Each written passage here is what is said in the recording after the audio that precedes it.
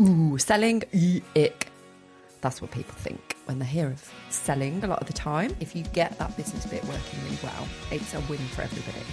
And it does. It really baffles my brain that as business owners, we think that selling is a bad thing. The money is the byproduct of the purpose, because as we talk about a lot, without a really true purpose, something that makes you want to get out of bed in the morning, you won't have the money anyway.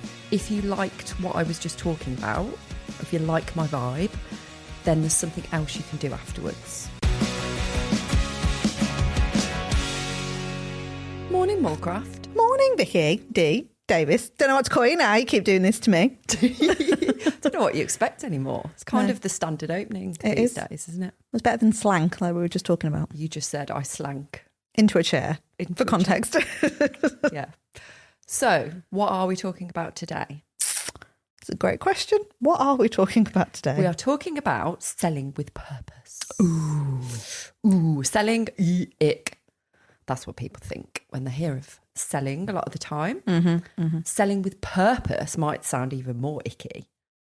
Yeah, it's so this conversation came off the back of our conference that has recently passed, and the awareness that you got a really weird smirk on your face because it sounded like the conference is dead when you said like the conference is past. All right, it's just recently happened then. Is that better? That's better. Okay. We'll watch it back, otherwise I wouldn't have called you up on it. Anyway, we was having a conversation about the conference that's not dead. It's just recently happened, passed.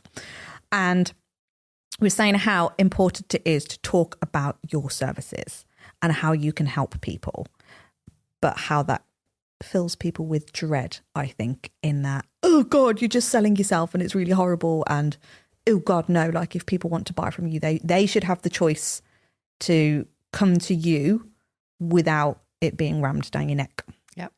Thoughts, please? Well, subjective, isn't it? Rammed down your neck. It depends how you look at it, really. The way we would look at it is go, it's your duty as the person presenting any kind of value to somebody. And that might be, I was actually talking about this on one of our group coaching calls last night. The value behind what you're talking about could be educational value, could be actual go away and do this thing kind of value.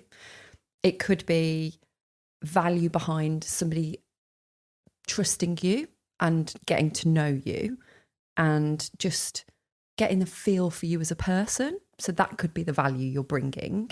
Whatever that value is, and whatever it is that somebody's receiving that information and what they do with it might go, oh, I actually quite like the sound of this person. I actually really think they could help me, and they might be the person to do that for me. We look at it like the next logical step is, if you liked what I was just talking about, or if you like my vibe, then there's something else you can do afterwards.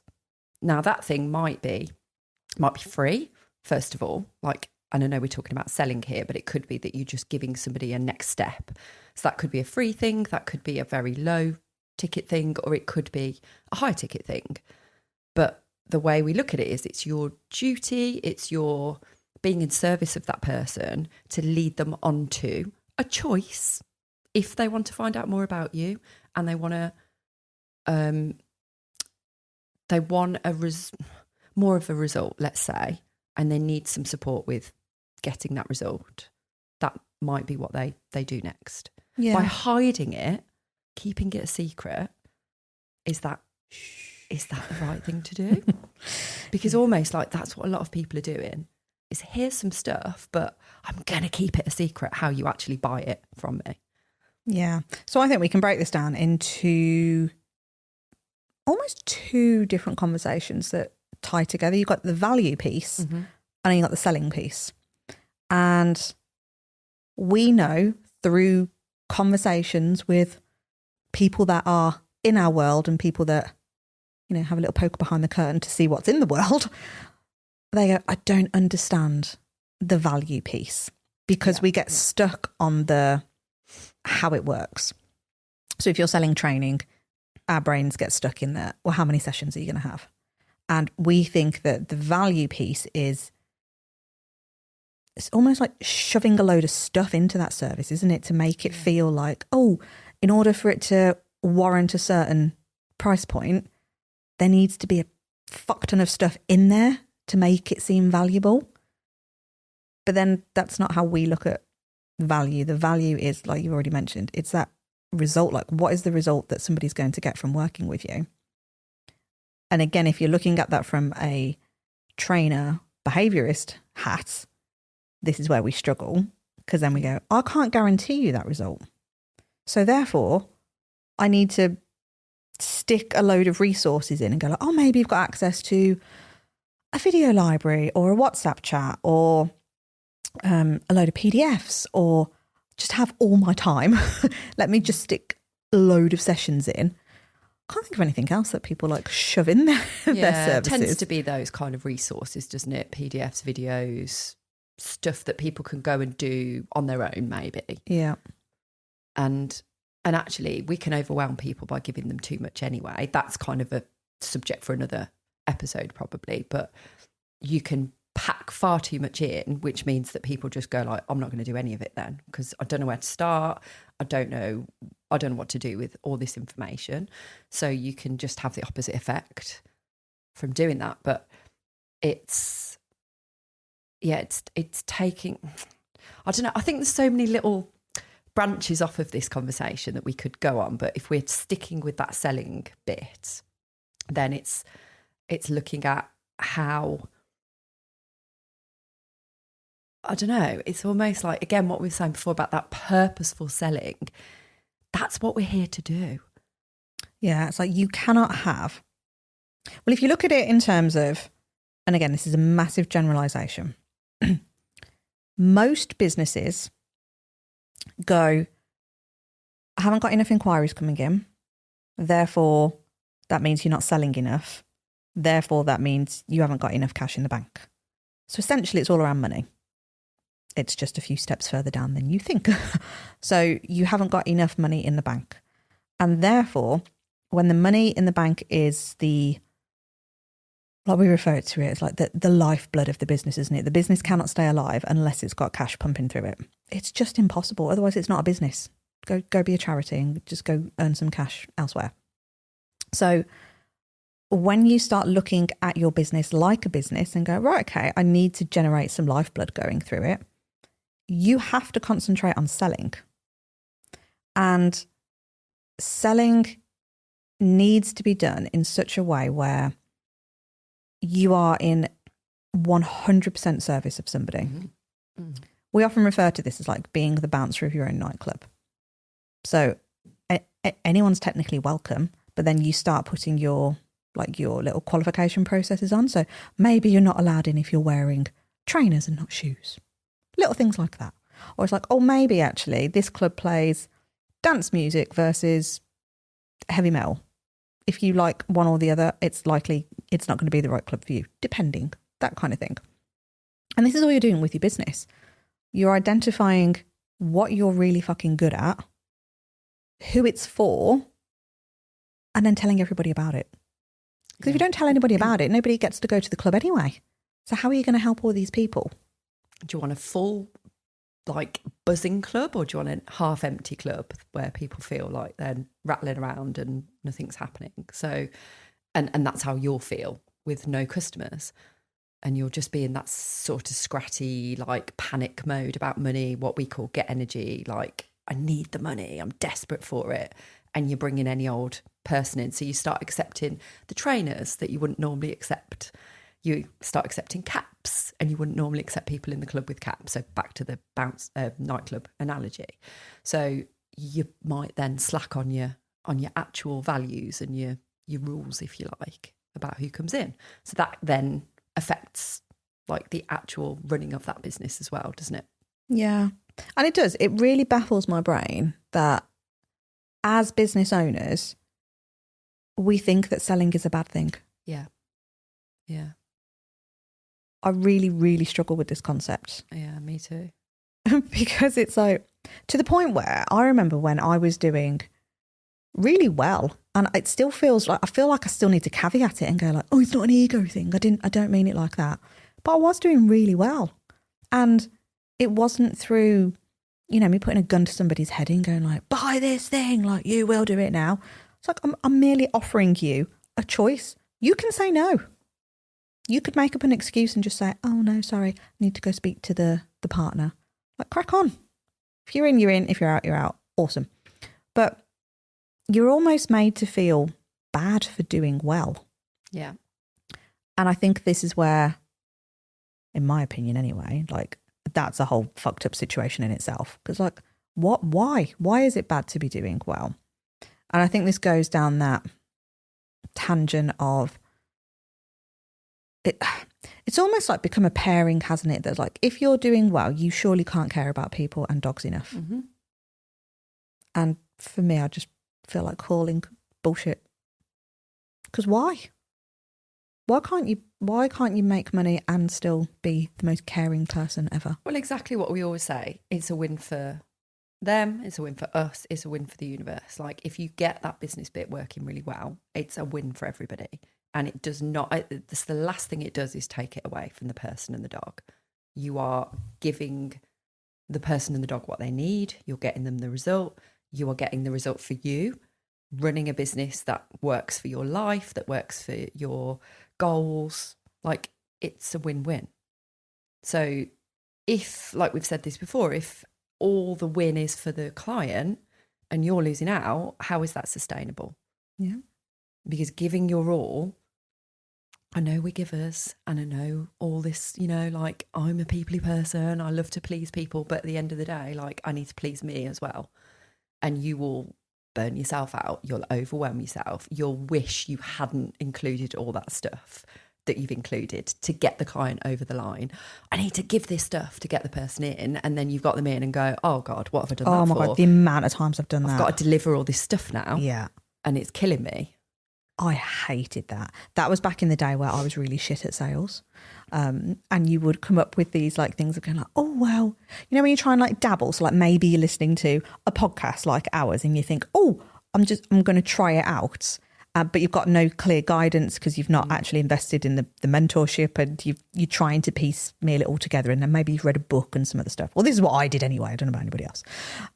So I'd try and dabble with these things. I'm like, oh, look, I've just created this amazing thing and I've chucked all this stuff in. And then I'd made the sale, felt really good for all of like 5 seconds. It was a massive dopamine hit. And then I was like, oh, fuck. I've actually got to do all that stuff now. And I feel like I've massively underpriced it because it didn't feel good. So going back to that win for them and win for you bit, it's like, that did not feel like a win for me, even though it was a decent amount of cash going in the bank. It didn't feel like a fair value exchange. No, and also, don't you feel like when you do that, you realise straight away? Yeah. Like, it's not a delayed reaction. No, it was like instant. I bet anyone listening to this that's done that before and either slashed the price or they've given too much stuff away included in that price, you've gone, instantly the phone's gone down or the Zoom's like finished and you're like, oh God, I've now got to do that stuff. Yeah. And it's like for a certain amount of time and you're like, oh no, that's adding a lot onto my life. Like, it's going to really impact me. And instantly you just get this gut feel about it, don't you? Like it's a good gut feel, or it's my heart just sinks thinking about it kind of gut feel. Yeah. It's painful, isn't it, that you have to learn the hard way, these lessons of business. Yeah. Even when you do invest in mentors, and again, like we are very guilty of doing this. We pay a substantial amount of money to get great advice and then still go, we'll just try it anyway. And then go, oh, why? Why have we done that? Yeah, but I feel like we're now in a good place with knowing if we're going to invest in someone, we will do what they're saying. Like, we'll follow the advice. It doesn't make sense to not do it, but we've been there. Yeah, we've done it. We've fallen off the path. We've shiny object syndrome. Like, you all know it, I'm sure. And it really doesn't serve. Like, it's not served us when we've gone off track and we've gone, oh, let's just listen to that person and do that thing. And it's like, well, if we're going to do that, we need to go all in with that person then, not just flit about from this person to that person. And I know it's really hard because there'll be our clients who are listening to this podcast now, and I'm sure you're listening to other people at the same time. We're not naive in thinking that you're not going to be, but our advice would be, like, honestly, if you can, try and close your little ears to as much noise as possible. You will do better. Just listening to one train of thought. Again, I'm not saying our train of thought is the only way, but it helps. Like, maybe in the early days, listening to that one person trying to shut everything out is a really good piece of advice. And then maybe when the strategy changes, you might want to open up that kind of vision to other people. But, you know, again, that is an episode for another day probably as well. But for us, definitely, like, we have learnt that staying on track is the way forward. Oh, yes. And if you value that person's opinion as much as you say you do, why would you not listen? Yeah. We're so fucked up as humans, really, aren't we? Absolutely. It's almost like your body's built to, like, test you constantly to go like, oh, there's a thing there. Can you ignore it? Or can you keep doing what you're supposed to do? It is, isn't it? So coming back to then the lifeblood of your business, because again, it is a business. It is its own entity. God's a lot of its and is's in that. But without the business operating, you are not going to be able to help people, including yourself. And it's almost like we need to do so much work on breaking down a barrier to go, what is it? I'm very distracted. There is a motorbike in the background or something. I'm trying so hard to maintain my train of thought. I do apologise, listeners. I don't even understand how we can hear that. I feel like we're in a padded cell here. We are in a padded cell on our little cat scratched chairs. But yeah, what was I saying? I don't know, lifeblood of business and stuff. And then it's just like, see, I fell off track. See how difficult it is to do, though. Great example. Bit of noise, quite literally, as well. And off you go. Right, what were we saying? Let's try and pull it back. So we were on about lifeblood. That's it. Like, not being able to understand why we have this problem with thinking that it's almost this thing where if we feel like we're not, air quote, affordable, if we're not accessible, all this kind of stuff, we're actually damaging people and dogs. So therefore, the thought of selling linked in with that just feels really icky and out of alignment. Whereas our challenge back to you is, if you really care about the people and the dogs, and actually like yourself, like I know for a fact I would put money on it, that deep down, well, your surface level answers are likely going to be, I care about the people and I care about the dogs. But if we keep digging, I promise you there is that selfish act there, which is not selfish, by the way, to go, I actually just want to earn some cash and I want to feel safe and I want to actually have a bit of excess cash doing the thing that I love. I just don't think that that's a bad thing. No, but it takes a lot to get that out of somebody. Yeah. There'll be people listening to this that go, yeah, that is me. And you're quite open about it. But I think the majority will be sat there going, no, you're wrong. Like, it's actually all about the dogs and stuff. And it's like, it can't be. No. It can't be, because you have to earn a living. You do what you do. Like, if you all just cared about the dogs, you'd all be voluntary charity workers and earn no money. This is definitely going off on a tangent. But somebody said something to me the other day about, I can't remember what I said. I think I apologised for something. Or, you know how we do this thing, we go like, oh, I know this sounds a little bit egotistical, but we're actually doing quite well. I think I said something like that. And this person literally shot me down and was just like, don't you ever apologise. That is such a female thing to do. I was like, what do you mean? Was this a man you were talking to then? No, another female. Oh, okay. And they were like, why do we do this as women? And again, I don't know if this is actually a thing, but this was this person's opinion. It was like, as women, we always seem to apologise for doing well, or it's icky to talk about money, but men seemingly don't have this issue.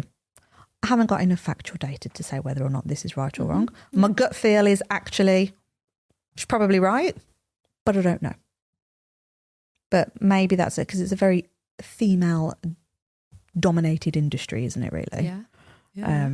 It's like that caring role. And, you know, and maybe, again, it's like a whole big topic in itself, but that societal thing of men bring home the money, and maybe we just don't see ourselves as business owners, and that money's bad. And do you know what I mean? I still think there is so much to talk about around money mindset, because to me this is all linked with that selling. Because if you feel bad about selling, then there is a money block there somewhere. Yeah. And those blocks, as we know from the coaching sessions that we do with our clients, like, they are deep rooted. Childhood rooted a lot of the time. Yeah. And they're things that you'll find yourself, you know, like your own habits. Like, it fascinates me when I spend any time with my sister and money comes up. She always says to me, she's like, do you ever think about anything that isn't money? And I was like, I just find it really fascinating that people have this perception of me. And I was like, the only difference is I'm happy to talk about it. It's not my life. I don't go around all day, every day, like going, oh, what can I sell? Do you know what I mean? It's not an all-consuming thing, but I'm okay talking about money, including the debt that I'm in. And my sister's like, oh God, like, you're so money driven and rah, rah, rah. And I was like, no, I'm goal driven. I'm purpose driven. And actually I attach the two things together, because if we hit certain financial targets, that means we've helped so many more people, because that would have meant we've sold more programs. Yeah. And the more stuff we sell, we can reinvest. And it's that byproduct. The money is the byproduct of the purpose, because as we talk about a lot, without a really true purpose, something that makes you want to get out of bed in the morning, you won't have the money anyway. So you can have the most brilliant idea is going to bring you money. And in fact, I was talking to a new client the other day about different ideas about money, and I stripped it back and was like, yeah, great. These are all great ideas, but are they really what's driving you? Are they really the purpose behind what you do? Well, no, not really, but it sounds like a great idea to make some money. And I was like, I've got to stop you there, because that is not going to be sustainable. That is not going to, it sounds great at the moment, but how long is that going to be a driver for? Because money alone is not the driver for, I don't care who you are. No. I don't think anyone in this world could just be driven by money and money alone. No, I couldn't do it. Like, I think we've had this conversation before, possibly on the podcast, but who the fuck knows anymore? We, like, if you was to win the lottery and like £1 million just dropped into my lap now, I'd be like, oh, I can clear my debt. I'm happy. I'm good. Would that mean that K9 Business Academy and this podcast suddenly stops them because the money's sorted? Categorically no. Don't leave me in the lurch. But categorically no. I would be so bored. But B, like, it's bigger than the money. It's not about the money at all. Like you say, the money is the byproduct. Because when you know you're showing up for good, you're showing up for other people, there is people benefiting from the thing that you offer. And this is how to look at your dog business.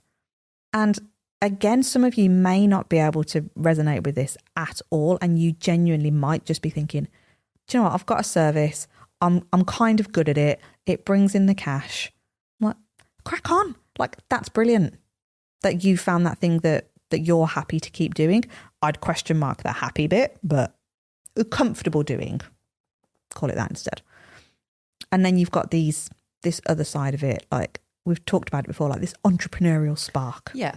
And actually the conversations we were having at the conference with some of the delegates at the conference were like, I'm okay. Like, I'm doing all right. I'm earning okay money, but there's something else. And it's that something else bit that we're like, yeah, that's the bit. It's like a little itch, little entrepreneurial itch that you need to scratch and you can't let it go. And that's where, like, a lot of the clients we work with are not in desperation stations. They're okay, like I was. I was okay. I was making that money every month, just enough really to get by and have a little bit of extra cash. But I worked fucking hard for it. And when it comes down to it, there's kind of two ways of looking at it, isn't it? Because like that I'm fine, like I'm making enough. So if you just looked at the money bit, you'd go, I'm making enough each month. Great. What are you doing to make that money each month? And then it's like, oh my God, I'm working from 7 a.m. to like 9 p.m. at night, and I don't get weekends off, and I don't get to see my friends and family. There you go. So is that ideal? Yeah. But if you're happy with that, again, If you are, crack on. but I'm hearing from what you're saying that you would like to change that. Am I right? Well, yes, I would like more time. I would like more money. I would like to go on holiday. I'd like to spend more time with my dogs. There you go then. So something does need to change. Yeah. Carry on as you are. You probably could sustain it. But is that enough? And it's that, is it enough? Do you want more? That's the bit that we're kind of honing in on and going like, yeah, if you're that kind of person, you won't be able to let it go, and you'll probably feel like I did, frustrated, not day to day, because again, I lived with it for so long, but something in me is going like, it's not good enough for people. It's not good enough for the clients, and it's not good enough for me. There's more there. And that episode that we did, which kind of went viral on TikTok about me saying dog walking, do you remember that? And it was a out of context clip that kind of went, how many? 125,000 views on it or something. I feel like it was loads more than that. Of comments. It might have been more, like 170,000 views or something like that. And the comments were like, "Oh, you feel like you're too good for dog walking, and like there's nothing wrong with it." And I'm like, absolutely, there's nothing wrong with it. And I did it for 7 years, and it was good for me. Like I earned like enough money from it, but it wasn't enough for me. And that's what I'm talking about with this thing of going like, you do what you do. You don't feel like you're belittling yourself, but you also feel like there's more to give, and there's more that I'm made to do more. And if that is how you feel, then that will be something that won't go away, and you'll feel frustrated, and you'll feel like you need to keep changing things, and you need to keep trying to make things better. But maybe you've tried all those things and you just can't find the thing. And this is where like it's, where do I go from here? Yeah. I love how we describe this now as like that entrepreneurial itch. Because you know what, until fairly recently, I didn't realise that's what it was for me. And I think we did an episode on this recently anyway, but I just had no idea. It's like verbalised. Like, this is why I love these podcasts, because I've had like quite a few epiphany moments while we've been like having therapy for us as well. It is actually like, and now sat in these like cat scratcher boucle chairs, it's even more like that, isn't it? But it is like that, because unless you talk it out and have the conversations around it, like I would never have come to that conclusion before. I'm just like, I don't know what it is. I just feel I need to keep doing something and changing something, but for what purpose? What is it? That's what it is. That thing inside me, that little fire that won't go out. Do you know what I found quite interesting? And going into like these therapy sessions between you and I on these episodes, you coming like to that realization that, oh, you do have that entrepreneurial spark, that itch needed scratching, and your like that money awareness is like heightened so much. And then, but thinking that like you never, what's the word? I was going to say like identified as that. Probably, it's a fair enough way to do it. Can't think of another word. And then actually on the flip side for me, because I've always been so comfortable talking about business and money, I think it easily has that perception of like, oh, maybe not caring as much. But when I actually look back on it, everything I've done, like the origination sounds weird to say it. Origin, whatever it is, the initial start of those programs that I'd started to look at, that was to make it better for the client. See, this is right. This is my perception of it now. If you can't let it go and you can't stop trying to better not only yourself but for the client, it's all about the clients. Yeah. So anyone for me that's got that entrepreneurial spirit or spark, they are all about bettering for the client as well as themselves. Yeah. It has to be. It has to be. There's It's got to be there's- linked. There is no way it can work without it, because there is no way I sat there and went, how can I earn a fuck ton of money and basically just sell things to people that don't need it? And I was like, I couldn't have done it. Like, that integrity within me, it's just like, I cannot do that. It has to be to benefit the client. That person coming into my world, I want to know that I have given them absolutely every ounce of me, within reason, to go, I would literally bend over backwards to make sure that you get the result that you need at a value exchange that is fair. So that win for them, win for me. But it all stems from and originates from looking at how you can serve that client. And in order to serve that client, you have to take responsibility and go, it is my duty as a business owner, as this expert with my service that I now have available, it's my duty to be able to have the skill set to get that in front of people and sell it and to talk about it. Because how can I help anybody if I'm not talking about it, if I'm not selling it? I don't want to be the world's best kept secret, because it doesn't help anybody. A little story from our mentor, Matt. He was telling the story about his sister. Yeah. His sister was trying to find a piece of apparatus for her mother-in-law. That's it, isn't it? Yeah. And she was researching, like, for getting in and out of the bath. So she's getting a bit older and she needs a bit of support getting in and out of the bath. So she had no real clue what she was buying, like how much it was. Well, she had a bit of a ballpark figure in her head, but money wasn't an object, let's say, right? So she found this company, didn't she? Rang them up and was asking about how much this product was. And the person on the end of the phone, the saleswoman on the end of the phone, was refusing to give the price because she needed to fill a form out. No, you've got to fill the form out first.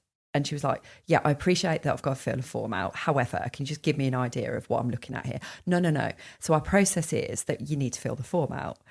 And this went on, didn't it? And this back and forth. And she was like, yeah, I just want to know how much it is.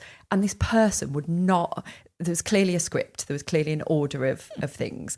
And basically it turned out that she thought, this salesperson thought that it was very expensive, the product she was selling, and that she might not be able to afford it. Yeah, and actually, didn't she like go in straight away though and said, you'll find it cheaper. You'll find it cheaper on Amazon or something like that. And she was like, I'll tell you now, you can find it cheaper on Amazon. And this completely, because that person, our mentor's sister, could absolutely afford it. And it was actually cheaper than she thought in her mind. And was like, well, because you have knocked my confidence in this entire process and the way you've come across, and you haven't owned it and you haven't appeared like you're guiding me, I'm out. I'm not buying the thing. So that's how it, like, that icky, I feel like it's too expensive, I've got money mindset issues myself and I'm projecting them onto you as the buyer. That had completely turned her off. And she's like, I'm not buying that thing. Mm-hmm. Even if it was 50 quid, I'm not buying it from you. It's amazing what people will pick up from you though, and what senses, because if you are so confident in your ability that your service, that your product, that your thing is going to get the result that person wants, it's like, own it. Yeah. But as soon as you then start thinking like, oh God, they're not going to be able to afford it. Well, first of all, like if you're going into a sales conversation, how is that a helpful thought for you to have? Because how do you feel before you jump into that call if you're already thinking they're not going to be able to afford it? Never going to end well, is it? Let's face it. And actually what I will say is you have to have 100% confidence in what you're selling. So if there's any doubt and you're trying to push something that you don't actually believe in, just stop doing it for the time being. Yeah, like do some work first on it. Relook at your service and go, am I happy with this? Is this going to get somebody a result? And if it's not, like, do some work on that. Yeah. Because for us, when we were at that conference, stood on that stage telling people about our program and how and we were giving examples of some testimonials from clients and just, successes and wins and stuff like that. There is no part of me that felt icky about it. There's no part of me that felt like this is the wrong thing to do. It felt so right because our 1,000,000% like everything we believe is that program will get you the result. And that just kind of says it all for us, really, doesn't it? So if you can have that conviction and there is 100% confidence in what it is that you can offer somebody and how you can support them and the result they can get, there shouldn't really be any issues around that selling, as far as I'm concerned. Now, there will be issues around the process of that sale, like the questioning around the sales process and how you actually structure it. But as far as the actual belief in that product goes, I think that's number one. Like, it has to be number one, is that belief in the product or service. Yeah. It's what do you think comes up in, because it's been so long, I struggle with it, and I know I used to fear jumping on the phone with people. I used to really, you'd tell yourself, like, if you were ringing an inquiry back, and maybe it wasn't like back then, I didn't have a scheduled diary link where somebody could book it in. It was just a message that was in my inbox or something. And I'd pick up the phone to call them back, and the thoughts running through my head would be, please don't answer. Please don't answer. Please don't answer. How the fuck am I going to actually get some money in my bank if they don't answer the fucking phone? And why are we thinking, please don't answer? Yeah. I've done it. I've done exactly the same. It's like, it's ridiculous. And then the brain kind of goes, oh, well, if they don't answer, then maybe they'll just text me. And then I'm like, oh, I can breathe because now I don't have to speak to somebody. And then they're just going to drop money over a text message that they haven't heard my voice. They haven't heard anything else, but they're going to be willing to bank transfer me some money into my account and hope for the best that I show up. Yeah. Yeah, it's crazy. It's so shit when you think about it. But I did it. Yeah, me too. How many people still do it, do you reckon? Loads. It's that protection thing, isn't it? It's like fear of rejection. It's fear of, what if they say no? What if I've encroached in their life? Like, they're in the middle of something. They won't answer the fucking phone then if they're in the middle of something, will they? Or they might and go like, oh, can I call you back? Yeah, great. That's it. Do you know what? Yesterday when we were doing some reach outs to people, because we're very big believers in, again, pick up the phone and speak to people. And we were doing this yesterday. And then a phone number that I didn't know on my phone, it started ringing me. And because I had time to answer it, I answered it. I was like, hello. Like, the person had hung up straight away. I'm like, do you reckon it was like a spammy thing? Or? No idea. But I'm like, it was a mobile number. I'm like, hello. Okay. And then immediately hung up. I was like, oh. Did I say hello? Was that enough? That feeling of dread. Oh shit, they've answered the phone. I didn't have them at hello. Yeah, it is, isn't it? Like, it's really interesting. But yeah, it's like, how the hell are we going to get that message out if we feel that passionately about what we do? And, I'm not being funny, but all of you are passionate about what you do, or wanting to become something, in the dog world. Then why are we hiding behind it all? Because you're not helping by hiding. You're not helping by, oh God, this is the really hard bit. I've got to actually give you the price now. I've actually got to do the transactional bit and take the money. Oh my God, I can't take the money on the call. Can't take the money on the Zoom. Why? If the person wants it, lock them in. Just... What? Why? Like, do you go into Tesco's and they go like, okay, so I'm going to like, do you think they hide their prices? Do you think that they're like being really, I don't know, like subliminal with their messaging? No. Do you know what I thought you was going to say? Can you imagine going to Tesco's and then you've beeped all your stuff through and then you've packed it in a bag and then the cashier goes, I'll pop the invoice on an email. But they've taken the stuff. Pay for it later. Look, you've taken it in a bag. Fuck off. Yeah. But it's that, isn't it? Yeah. Do you think they're hiding from taking? Do you think the cashier's going like, I'm really sorry to ask you now. I've beeped all your stuff through. I've got to ask you for the card. They're like, yeah, £41.36, please. And they're just like, no qualms. Yeah. That's qualms. I feel like that's a very don't ask me to spell it. Underrated word. I like it. Has that got an L in it? Qualms. We were talking about weird words in English, which most of them are, with silent letters and stuff like that. Has qualms got a silent qualms L? I'm going to say yes. Okay. Ryan's nodding. Is it? Noddy he's Dog nodding. Ryan. Okay, nodding dog Ryan. Qualms.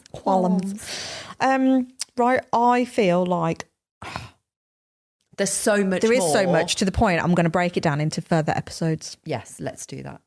Awesome. Selling is one of our favourite things to talk about. Going to be a sales Series. That's the word.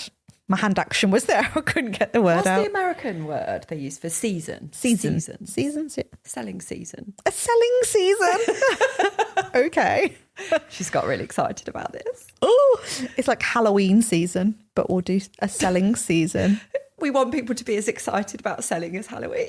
Can I get some decorative things for selling? What can we do? Little pound signs. A selling skeleton. How not to feel dead in your business. Like the passing of the conference. Yes, there you go. Feel like we need to wrap it up now. Yeah, okay. Thanks, guys. Oh, no, wait, hold on. Before you go. If you enjoyed this episode, make sure you get your little butt, keyboard bash away in a positive way, onto Google and leave us a review. I had no idea where that was going to go then, people. That's why I thought I'd keep it fresh. Cool. So fresh and so clean. I feel Right. safe that was the CTA at the end. Yep, okay. Google review. Google review. Do it. Thank you. Bye-bye now.